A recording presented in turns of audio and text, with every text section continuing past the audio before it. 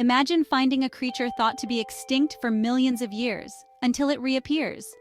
Meet the Coelacanth, a real-life living fossil. This deep-sea fish was rediscovered in 1938 after being lost to science for centuries. But now, an even bigger discovery has just surfaced.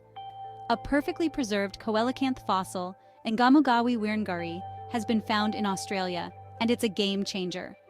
This fossil, over 380 million years old, is the best preserved of its kind from the Devonian period.